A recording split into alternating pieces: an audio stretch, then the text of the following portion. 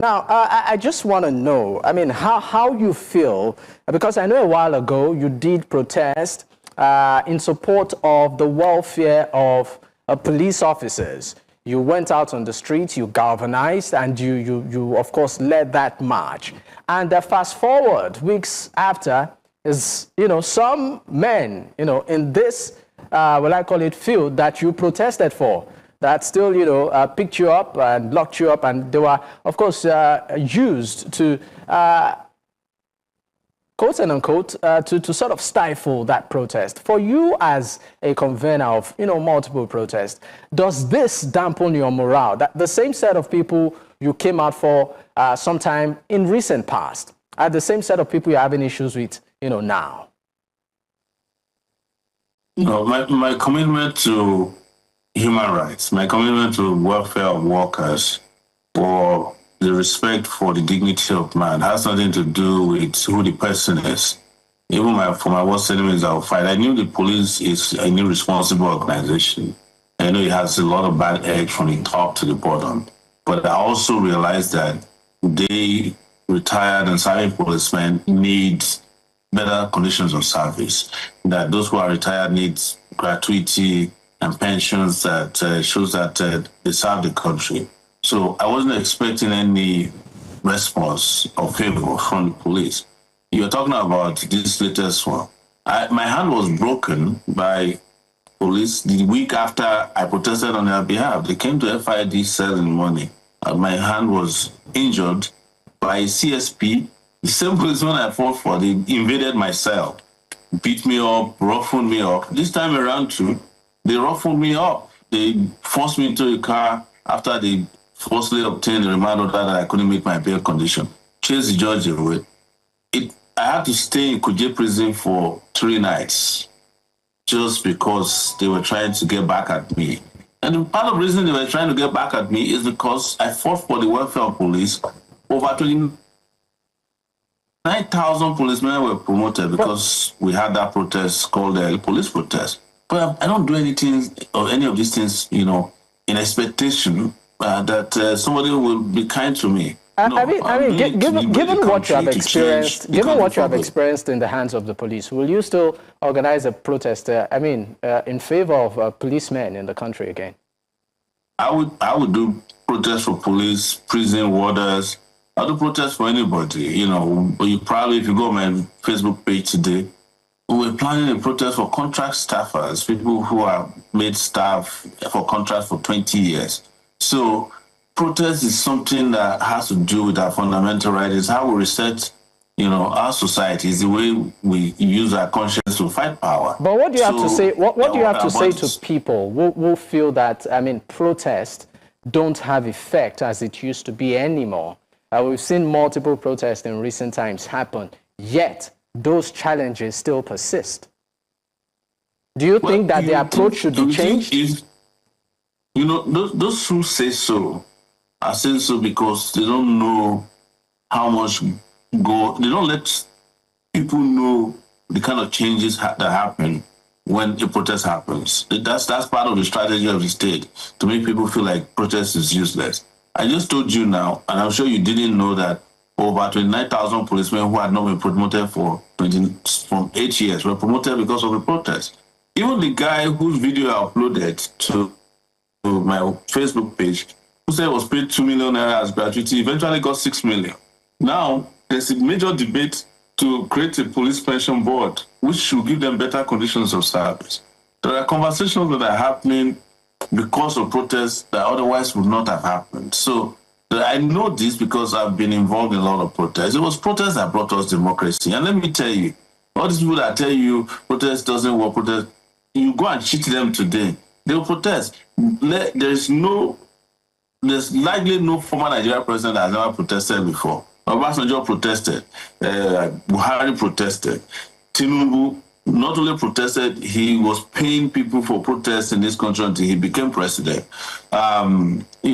People protested for Goodluck Jonathan when he was hemmed in by the Yaradua Kappa. Is that also, sorry to interrupt you, Omoyele Sowore. You have listed a couple of presidents who followed the line of protest. Is that also your will I call it, your strategy to get to the top? No. If protests were to get somebody to the top, I think I would have become president some 20 years ago. Because you've been a presidential candidate. I mean, a couple of times. So one might want to say maybe that is your strategy to get there.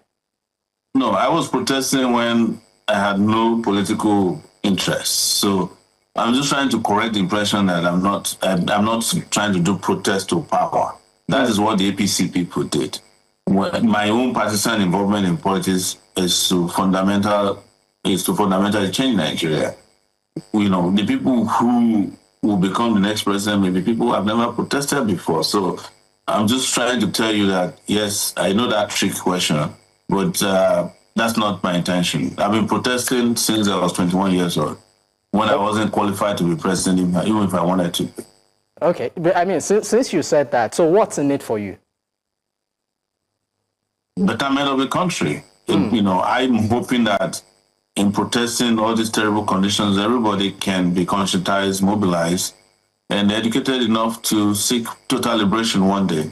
Because ultimately, it is when we put our feet on the ground, everybody protesting at once is called a revolution. Now, let's talk about protest and how this current administration has handled it. I'm talking about the APC government since it assumed power. I mean, you said that quite a couple of them were part and parcel of protest in the past. But do we still see a government that is a product of protest rating protests now? You know, this APC regime, the All Progressive Congress, has treated protests the worst almost in the history of democratic rule.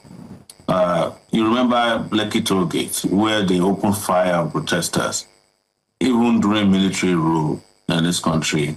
I don't remember, except in Ikorodu when Abacha was passing and were protesting against G12, and he said his convoy was intercepted or interrupted, and he opened fire on people. We were almost killed on that day too, killed several people.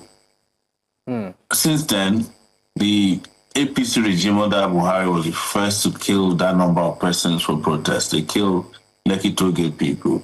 They massacred Shiites for protesting. What led to the massacre of Shiites was a protest in which an army officer claimed that, one of the protesters touched his chest in uniform. They went and mobilized at night and killed them and buried them in shallow graves. Tinubu is doing it. One of the reasons why I started my campaign against Egbetokun was how he handled the August 2024 NBAC governance protest. How he picked up kids, shot at people indiscriminately across the north in particular.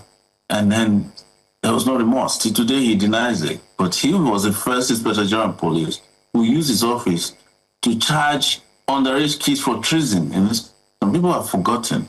And since then, I said, well, this guy have no place in modern, in a democratic society and in a modern police place. So that was cause of it. So I can tell you categorically that these guys don't want expression of opinions, like freedom of movement or freedom to protest. They use the courts the most. They have judges who do their bidding when it comes to what they call Cybercrime Act. Any little thing you say about an APC person, you're in jail. Anything you say about any protest, you're in jail. High-handedness, they're brutal at, protesters. But what I can tell you is that minds are hardening, and one day they'll get their comeuppance. All right, let's move away from protest, and let's talk about a recent development that, came, even though it's pretty much at the level of the shadows.